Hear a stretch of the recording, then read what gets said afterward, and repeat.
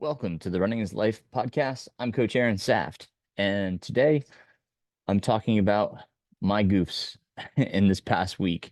I figured I would do a screen share and give you guys an overview of what I've done this past week and how I goofed up. Let me start with giving you a little bit of back history here. Okay, so if you've been following my training on Strava, you'll know that I was supposed to race the Cabin Fever 50K on February 17th in West Virginia.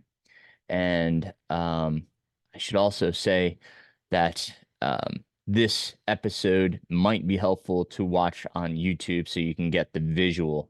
Right now, I'm sharing my screen with Training Peaks. So the YouTube version of this would be extremely helpful for you so you can see everything because I'm going to open up my runs, go through them and what was going on, the stress it created, and what I did wrong. So you can kind of follow along there. You can, of course, listen, take what you can from the audio. But like I said, suggested for this episode is to go over to the YouTube channel and perhaps watch this video so you can see my runs. You can also see Training Peaks if you've never used Training Peaks. Super helpful tool, some really cool stuff in here.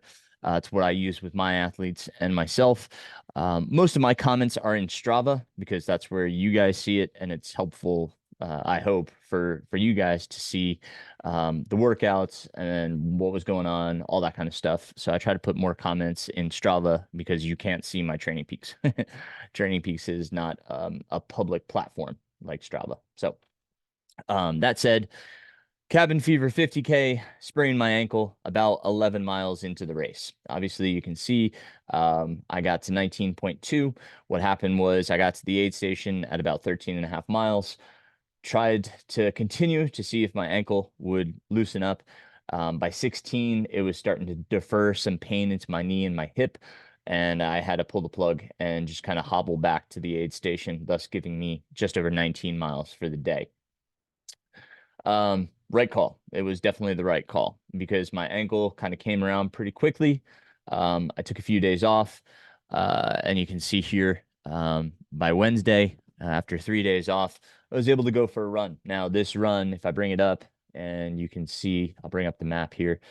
I actually was able to get in a trail run. This is by me in Mills River. This loop here, you can see I had some good vertical gain. Now, what I did here was I used a pretty substantial ankle brace. It's a lace up. It's very structured, lots of Velcro straps to give extra support to the ankle. And I also used my poles to give me support for that ankle. Now, what was going on with my ankle and why I decided to come back a little bit earlier just to talk about that for a minute. Um, so um, the ankle itself what felt like something was out of place. It felt like there was something that was in the joint, a bone that just was out of place and it wasn't mobile. It wasn't moving like I felt like it should. I get that feeling every now and again. Um, and I had been working on it to kind of mobilize it. My wife wanted to be real um, gentle with it, not get, and really into the ankle and try to pop it or move bones or anything like that. So we just let it kind of do its thing. And so by this run, I felt like it was moving again where I could go out and run. I took it super easy. Okay. So if we go back to the summer, you can see 12 and a half minute pace. Just took it really easy. My max pace, 7:08. It was probably on a downhill. You can see that again if we go back to the, yeah, you can see it was probably right about here on a downhill, just kind of coming down. And I wasn't going fast on the downhills. I wasn't trying to be aggressive. You can see some of these pitches get pretty steep and you just start going naturally. So I was being real cautious, very deliberate with my foot placement, right? Using my poles for support. And it went okay. I didn't have any pain in the ankle, which was great. I was very happy about that. It started to feel like it was moving again, so that was awesome. Um, And not having to recover from the 50K, I was able to kind of get my training going again a lot sooner as well. Whereas if I had had the cabin fever 50K, yeah, I probably would have had these 3 days of down where I might have done some walking, maybe some treadmill hiking at incline. But it really would have been very similar to that. And then this first run back probably would have only been about 40 minutes to an hour, depending on how I felt. Zone two, right? Pure recovery effort. But again, because I didn't have that 50K on my legs, I was able to go a little bit further, which brought me to Thursday. And Thursday did a regular run, just an average run. Um, the pace obviously was a little bit quicker on this one. Okay, if I bring up the analysis, you can kind of see what I did. So I went over to Foster Creek. Foster Creek is a small pocket of national forest, not far from my house, about 2 miles from my house. I ran there on the roads. It's 2 miles of roads. And then you can see, I'm going to blow this up a little bit. You can see this little pocket. That's actually national forest, all that green there, that little area. That's Foster Creek. So did a little bit of running in Foster Creek. It's not much elevation gain, not very technical. Again, wore my ankle brace, brought my poles. Okay. And that's why my pace was a little bit quicker. Okay. 9:57. Um, and then, just shy of 1,000 feet of gain in 9 1/3 miles. Okay. If we go to my heart rate, you can see spent about 28 minutes or so in zone two, about just over an hour in zone three. So that's why I say it's a regular run. I had, a mix of zone two and zone three. 8 seconds of zone four. So did really good about keeping my heart rate down. Didn't really get into zone four much at all. I was wearing my chest heart rate strap for this. Okay. So that's the data from this run here. Okay, so super easy run, just a regular run, nothing special. Single track, ankle is doing good, pretty happy about that. So nothing too big from these 2 days, right? Not much stress. Okay. Um, then Friday, I wasn't sure what the weekend was going to bring. I was traveling to New York on Friday night. We were driving to Blacksburg, Virginia, and then Saturday we were finishing off our trip. So I wasn't sure what the weekend was going to present to me so far as availability to run. We had some family obligations that we were going up north for, and I knew my time would be limited. So I wanted to get something in that had some decent climbing. So this one is my medium long run on Friday. Okay, so you can see it's almost 12 and a half miles. Again, pace 13:04, but the reason for that, I had 3,000 feet of climbing. Okay. Let's see. I'm trying to remember. No, I didn't wear my heart rate strap on this. It would pop up here. Did not wear heart rate, just went for a run. And then here you can see the climbing very similar to the route I did previously. I found a new trail, and that was actually this descent right here. You can see it kind of highlight on the map as I go down the hill here. That was somebody's building a new trail. Um, it's off of when you start. I'm sorry, it's actually, let's see. I was on this trail right here, which is a ridge trail, and Nathan Franz and I were running the other day, and we saw this trail that just kind of went off to the right, and we're like, oh, what's that? So I decided to take it, and that's what this downhill is. Brings me back out on, for those of you that know Forest Road 5,000. Seems like a really good climb. I'm actually thinking about going back out there tomorrow, and just doing back and forth between there's a climb right from the bus stop as you enter the area. Those of you who don't know, forgive me, but there's a good climb from there, and that takes you right up to this trail that somebody's cutting in, and it brings you back down. So I'm thinking about just going back and forth on that and getting like a good vert day. My friend Zach Dean, also one of my athletes, is doing Scar this weekend and asked me to do the back half with him, which is not the climbing half. So I have to be a little bit careful about how much I do Thursday, because that would be Saturday, potentially Saturday night that I would be helping him. going from Clingman's Dome to the finish at Devonport Gap.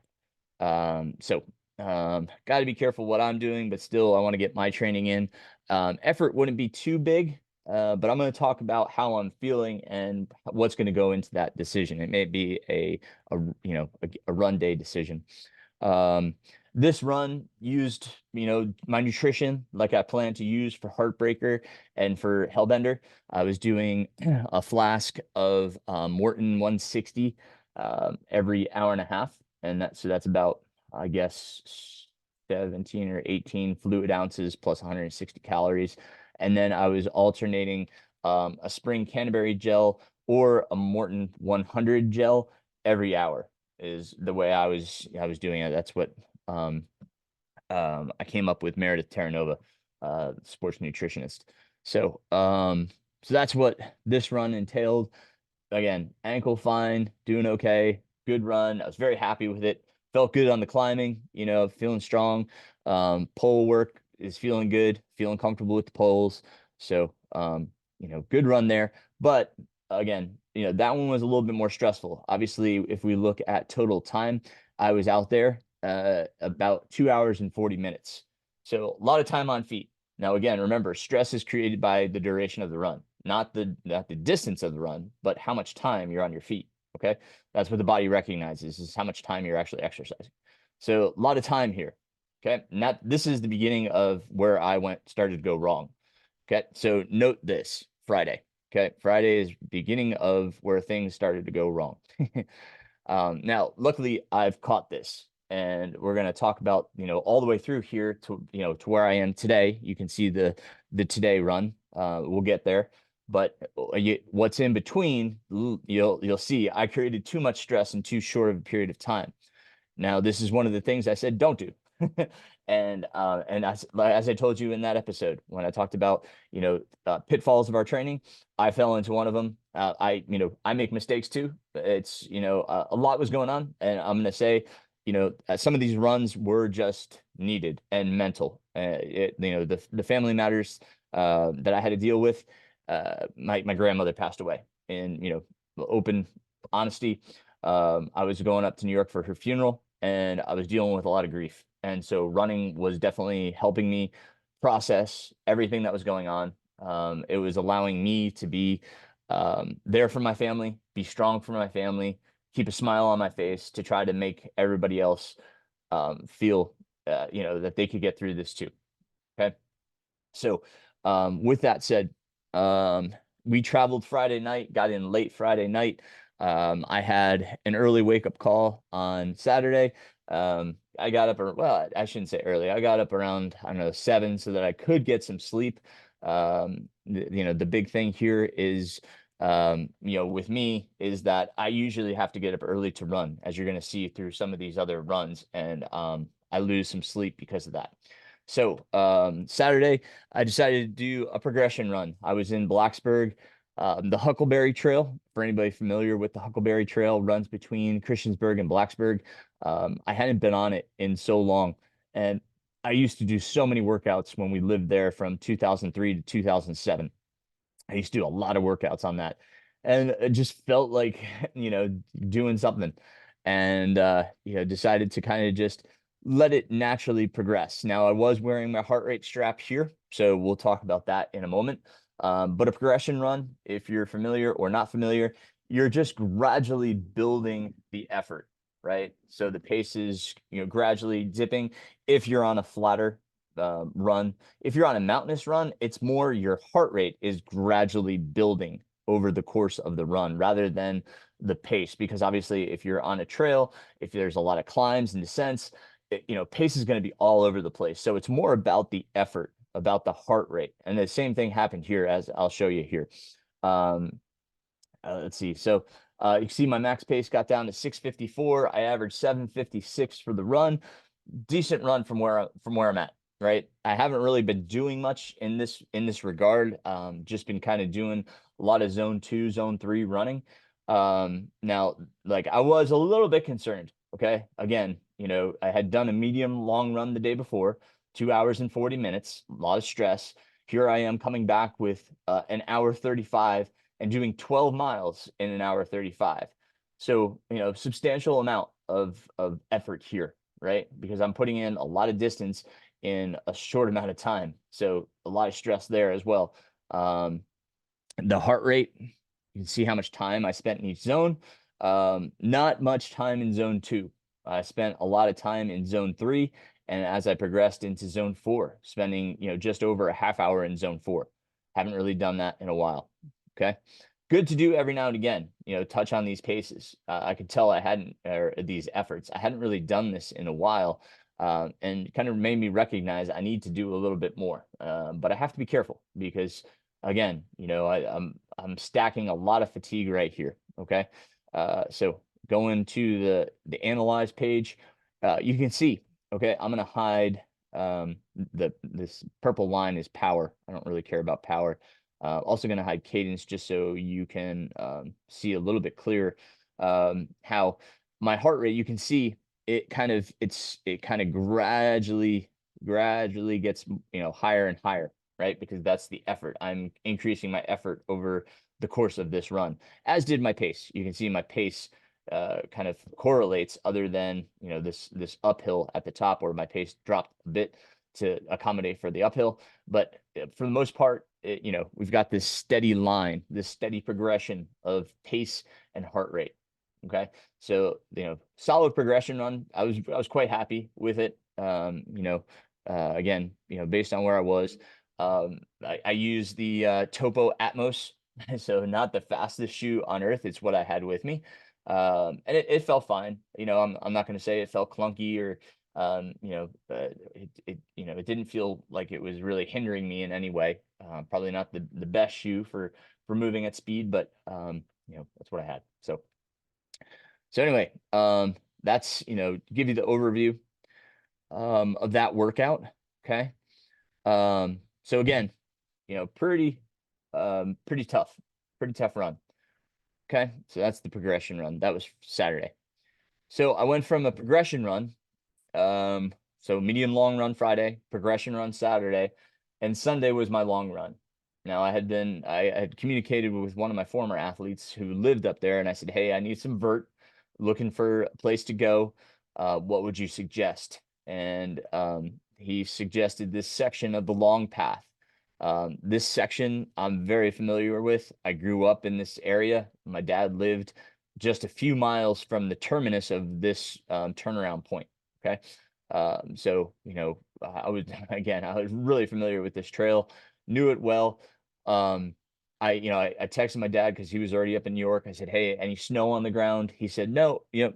It's, not maybe just a little bit here and there, but not much. Knew this was technical. I knew this was a technical section of the trail. So, I had some concerns, obviously, with the ankle. I had my poles with me. And I had my ankle brace. So, I just had to be careful. So showing you the run, you can see I started about 4:45 a.m. So I started in the dark, right? I knew I had to get this done. I had breakfast with my sister and needed to get back to the hotel so that I could get the family and we could go to breakfast. So I had to get this done. So we got into New York kind of late the night before. Kind of sacrificed some sleep just so I could get up and get this done because I knew I wouldn't have time any other day, but I really wanted to get this in. So, again, sacrifice some sleep. Not the best thing. Honestly, not the best thing with having everything that I had done the previous 2 days. But it was the situation I was in. So here we are, right? So started out on the trail in the dark and snow almost out the bat. It was right off the bat. It was snow on the trail. And it was cold. It was real cold. I think it was under 20 degrees. So I think I started, it might have been 17 or 18 degrees when I started. So pretty chilly and kind of moving, doing my best, to move through this. You can see total elevation gain right here, 4,900 feet. So pretty good climbing for an 18-mile run. Was slow going, A being dark, B being technical, C with the snow, And then, me just being cautious, I just was, going pretty slow, 14:55 pace, just, just creeping. And what happened was, I got to maybe mile, I don't know, maybe mile 6, and I slid and my pole snapped. So I broke another pole, which was disheartening because I was only 6 miles in. I had obviously 12 miles to go on a very technical, snowy run, and I only had one pole. And I was trying to use the one pole, but it just was throwing me off. So I just put my poles back in my quiver. I was carrying the Solomon quiver, and just went poleless, and kept moving forward. It was okay. If we kind of look at the elevation profile and let it pop up here, you can kind of see, some good climbs and descents, right? On the way out and back. Definitely had some up and down. It's a beautiful ridge trail, this portion of the long path. Now, this here, you can see Walker Valley right there. My dad lived up here. That's where I grew up, and he's since sold the house. But the trail actually, comes up here. I didn't quite get to the road. I was kind of on a time crunch, so spent as long as I could out on the trail, and especially given those conditions, knew I had to turn around and get back. So actually moving back, it actually felt pretty good. I was moving, pretty decently. Nice thing about Training Peaks is you can actually go back and kind of see, those miles and see how you're moving. But yeah, so um, moved well. But again, another big effort. This is 3 days in a row of big efforts. Friday being the medium long run, um, Saturday being the progression run, and now Sunday being a long run. Okay. A lot of time on feet here. So we're talking over, let's see, uh, 7.5, almost 8 hours of time, between 3 days, right? So, well over 2 hours a day, a lot of time on feet. Okay. So a lot of stress here, dealing with grandma's, wake, funeral. So a lot of emotional distress. So stress from that. It's just a lot going on. So it, I felt okay on this run though. That said, I felt okay. Um, but could tell that, I wasn't really too peppy, but my legs weren't too bad. So, um, so long run there. I had planned on taking Monday off. Monday was going to be an off day, but with everything going on and my grandmother's funeral right in front of me, I needed to run and I needed to get out. We were staying in Middletown where I grew up, where I went to high school and stuff. And I just told my wife, I think I need to go out and run. I kind of felt some anxiety. Definitely wanted to kind of think through some things and kind of let some things just out of my mind, and process them on a run. So I went out what was supposed to be a recovery run. Now I threw on my heart rate, but I really didn't pay attention to it as I should have. I just went for a run. I just felt like I needed to get out there. This should have been a day where I stayed zone 2, honestly and truly. Either a day off or stayed in zone 2, but I did not. I'll show you the heart rate data here. You can see I was primarily zone 3 with touches of now the zone 4 and 5 here is due to a connection issue at the beginning of the run. I'll show you that in a second, but I was primarily zone 3. So kind of goofed here. Another goof. They going too hard on what should have been an easy day. So if I go to back here, you can see at the beginning on a downhill, heart rate was spiking, and it was just a connection error. So that's where that zone 4 and 5 comes from. If you look at the rest of the run, I was primarily zone 3. And you can see the zones. If I hide, then I'll hide everything else. And then here's my zones. So this is another cool feature of Training Peaks. Now that may be hard to see, but zone 3 is right in here. This kind of you can see how it makes those lines. Okay, so if I give you a little bit more of a highlight, you can see I stayed pretty much zone 2 and zone 3. You can see how it taps into those other zones. Okay. But not much. I didn't really get too high, kind of stayed mid zone 3. I was just running, but again, I should have stayed zone 2. So goof on my part. That was, not what I should have been doing. Okay. Side note, I did get to run on my high school track. This is my high school here. That's the actual track itself. The little curves, I picked up some trash because it should be a big oval.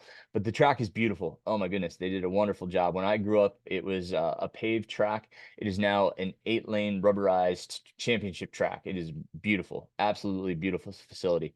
Very jealous.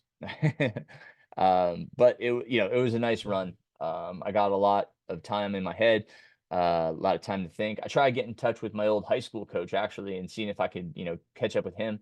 Didn't work out, unfortunately, but even still, it was what I needed. It was what I needed that day, mentally, not physically. So again, another day. So again, we had medium long run, progression run, long run, and what should have been a recovery run, but what ended up being a regular run. Okay. I labeled it recovery run just so you understand that should have been a recovery run, but in actuality, it was not. Okay. Um, so um, wanted to get in something on Tuesday, and this is where I really, really messed up. Okay. I should have, again, just done an easy run because of all the stress that I had created over the weekend, all and everything that I had been through emotionally, just a lot of stress. Had to get up early to do it, had to wake up at 5 in order to get it in because we were traveling back to North Carolina yesterday. I'm recording this here on Wednesday, and the but I don't know, I like had it in my head, I want to do this, and that I know better, I do, and the problem with coaching yourself sometimes is you do things that are stupid sometimes, and this was a stupid thing because I've had 4 days basically without recovery, without true zone 2 or day off, right? I've been pushing, pushing, pushing, and here I am, day 5, now throwing in a workout. Okay. So this is the pinnacle of my stupidity right here. Okay. So I did a workout called the halftime fartlek. It's on Strava. You can see it. You can see what the workout was. Quick description: you do a 5 minute at about 80% max heart rate, probably about 7 RPE. Then you get half of the recovery. So you get 2 minutes and 30 seconds recovery. Then you go 4 minutes at about maybe 80 to 85% maximum heart rate with 2 minutes recovery. Then 3 minutes at 85, yeah, 85%. Then a minute and a half recovery. Then 2 minutes at about 85 to 90% maximum heart rate. And then 1 minute recovery. And then a 1 minute interval at about 90% max heart rate, and then cool down. Now I had a good long warm up and a good long cool down. You can see I got in about 10.5 miles of running in about just over an hour and a half. Okay. If I go to time and zones, you can see I didn't spend much time in zone 5. Okay. This is about 15 minutes of hard work. Okay. So, if you add that up, it's about 13 minutes in zone 4 and zone 5. So, spent a little time in gray area in that zone 3, zone 4 borderland. It's really my first workout back. And I could feel that I had like no turnover whatsoever. Did this in the Atmos as well. Coming off of all of the other fatigue. Turnover was okay. I didn't feel bad. It was a pretty good workout. I could just tell I didn't have a lot in me to go fast, which is frustrating. And that's kind of what I've been feeling lately is the frustration of not being able to touch speeds that I'm used to. Now,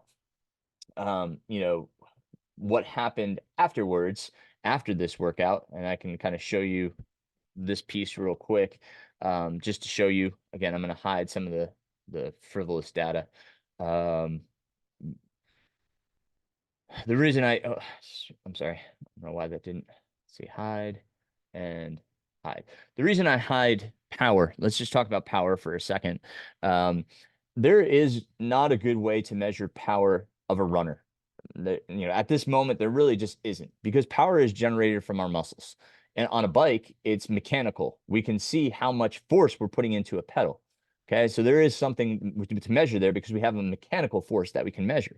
Whereas in running, it's the force that's generated from the muscle. And we can't really measure that, especially since we run on different surfaces, with different shoes. It just changes so much. So power is not a good metric to measure with.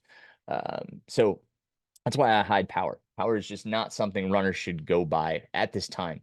You know, and I heard somebody talking on a podcast recently. I think it was the Doctors of Running, and the host, she was saying that she wears the Stride Pod, and it varies so greatly from shoe to shoe, right, and from surface to surface.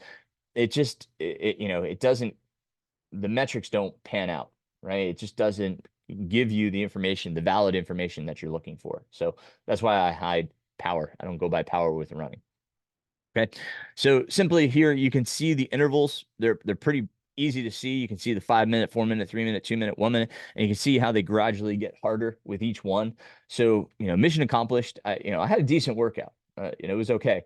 But again, I'm creating another day of stress, right? So here we go. 1, 2, 3, 4, 5 days in a row now without a down day, without a true off day or a zone 2 run, right?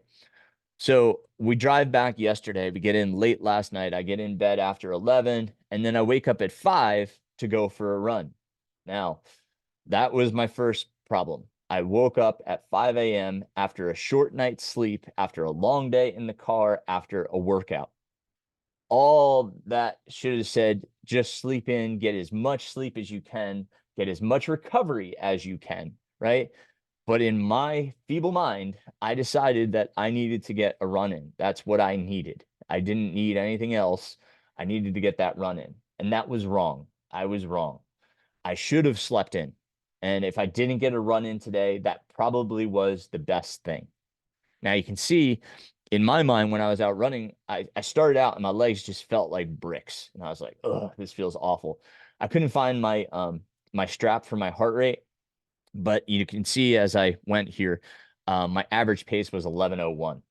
So super slow, right? This is, I very low zone 2. I may have even been high zone 1 because I was just shuffling. This is a shuffle pace for me because you look at the elevation gain, 154 feet. I was on my road. It's completely flat. It's dirt. Okay.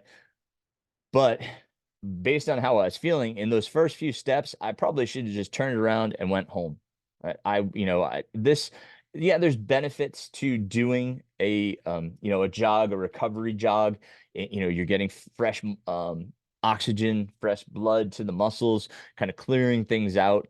Hopefully, getting it. But as fatigued as I was, I should have slept in. I should have just taken an off day based on how many days in a row I've gone.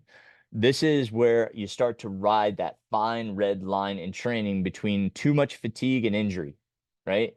That's the direction that I'm heading if I keep going, if I keep pushing, right? So, I put a question mark here. Split recovery run number 1. Like, in order to get in volume, sometimes you split your recovery run so that you can get in more volume. So the intention here would be that I would get this run in the morning. You can see I ran for 55 minutes.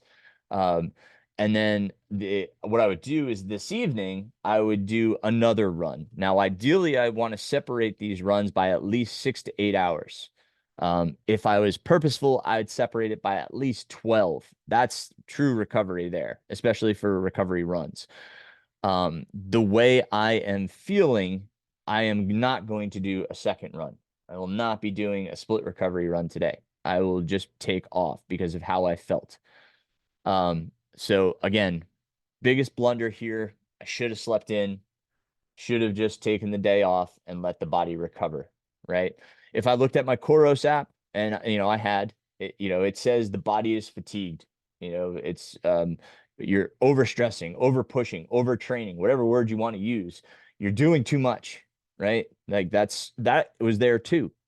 And that should have sent off red flags and just been like, hey, Aaron, take a day off. You need it, right? But in my mind, I'm so used to just going out and training and pushing through, right?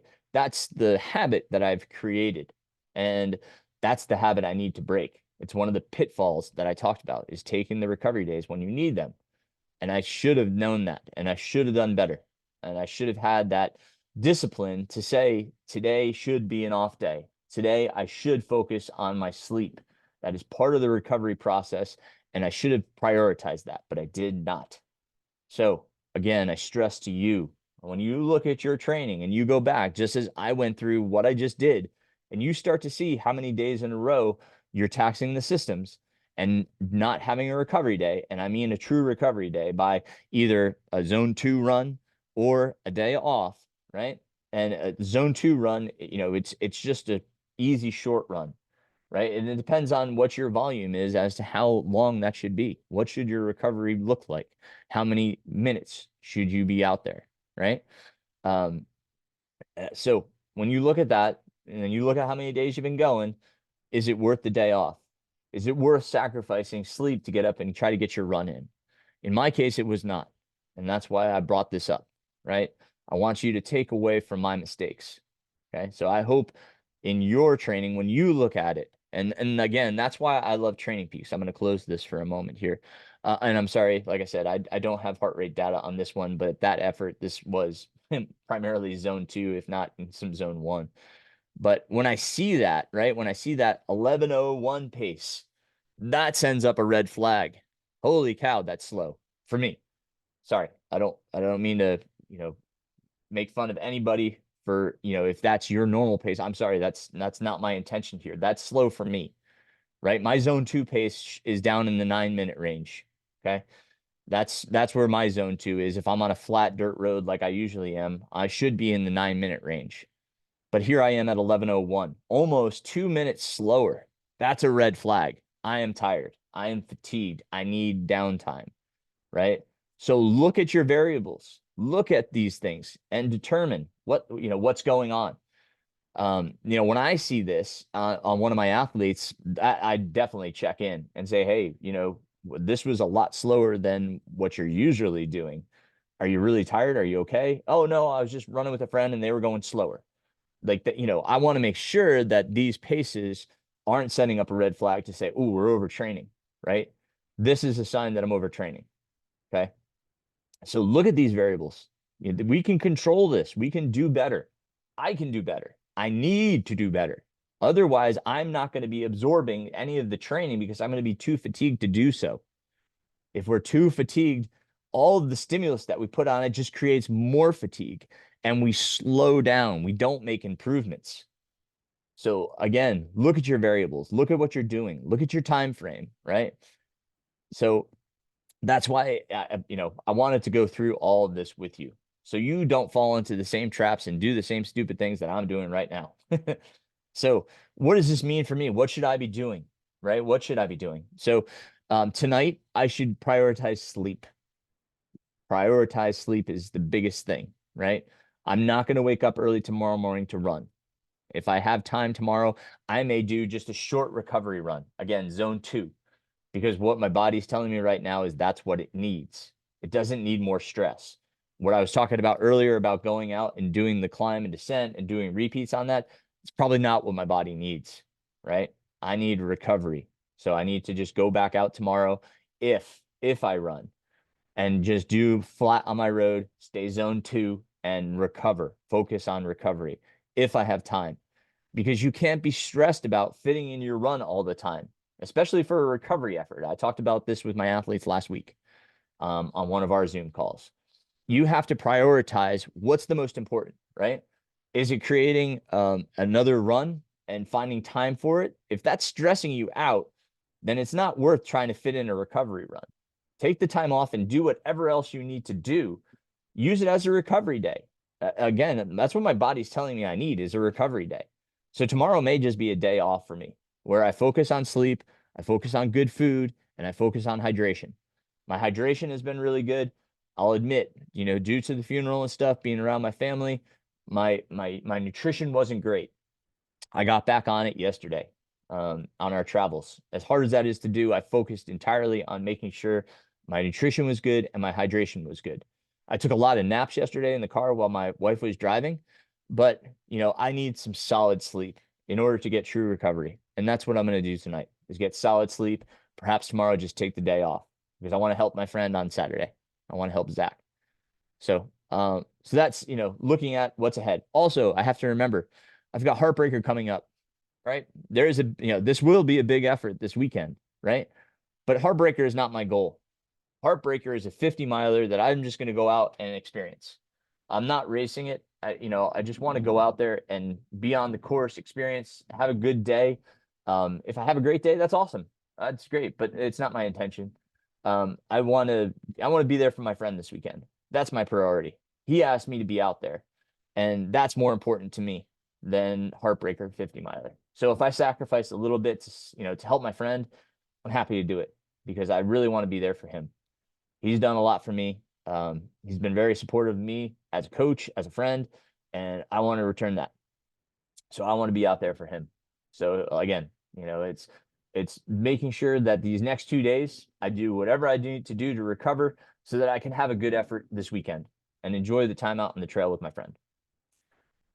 So that's me trying to prioritize my training, trying to prioritize my running. Okay. Yeah, it's going to create some more fatigue, right? I know that. So this week can be a down week because you see my maximum volume phase starts on the 11th. So I'm okay to take a recovery week here if I need to reduce my volume because my volume is going to increase for the next 6 weeks from the 11th. You can see all the way down. Oops, I'm going to take that off. That was for something else. um, so my taper isn't until the 28th. So or excuse me, 26th. So, I've got a decent amount of time here. A big block, 1, 2, 3, 4, 5, 6, about 6.5 weeks in the maximum volume phase. So I have plenty of time in the volume to build my volume. And that's what my intention and my focus is going to be is on the volume. I'll do some progression runs, some strides just to kind of touch on other speeds. But the reality is I'm going to focus entirely on the volume and making sure I'm recovered from those efforts because I'm getting really close to Hellbender. Okay. 10 weeks out to Hellbender. I know that sounds like a decent amount of time. It's 2.5 months. It will go by in an instant. And so I want to make sure that in this phase, I'm getting in plenty of good volume, but I'm also recovering. And that means listening to my body and watching my metrics. Where is my resting heart rate? Okay. That's one metric I always tell my athletes I want them to record is their resting heart rate. And now, your app should give that to you if you're wear your watch to sleep. That's, it's a great thing to watch. Just making sure that your resting heart rate, your average, is not staying elevated for too long. If it's staying elevated, 3 to 5 points higher than what your average is for 5 or more days, it means that you're overtraining, you're pushing too hard, you're not recovering. And again, that's when we're going to miss the adaptations because we're in a fatigue state, right? We make the adaptations in our recovery, right? And that's what I'm not allowing to happen in these last 5 days. I created a lot of stimulus, but I didn't allow for my body to absorb it because I didn't allow for the recovery. Okay. And part of the recovery is your sleep. So prioritize your sleep. Okay. I hope you took a lot away from this episode. If it creates questions, by all means, let me know. I had a great question come in from Ron. Ron asked me about maximum heart rate. He had done a race in which it yielded, and he was wearing a chest heart rate monitor. It yielded a higher heart rate than what his maximum suggested in his Coros app. Now that's possible. That is entirely possible. A lot of times we just use the calculation 207 minus 0.07 times your age or 220 minus your age. Sometimes we just use those to kind of generate kind of an estimate of what our maximum heart rate is. Now, so he said, is there anything I can do to check this? And yes, there's a great workout that you can do. Here, I'll bring it up. I think it's under time trials. This is my workout library. Okay, so here we go. Again, those that are listening to this, you may want to check out this part if you're interested on the YouTube video. Okay. But here's the workout. Okay. The description says at a track, do a warm-up mile or two, followed by a mile at tempo pace, then gradually increase your speed over 400 meters before running a final quarter all out. So you run 400 meters, gradually building the pace, then you run another 400 meters all out. Okay. After every 100 meters during the last 400 meters, look at your monitor and accelerate. Um, this is from Roy Benson. Okay. A great coach. The highest number on your monitor will be close to your maximum heart rate. Okay.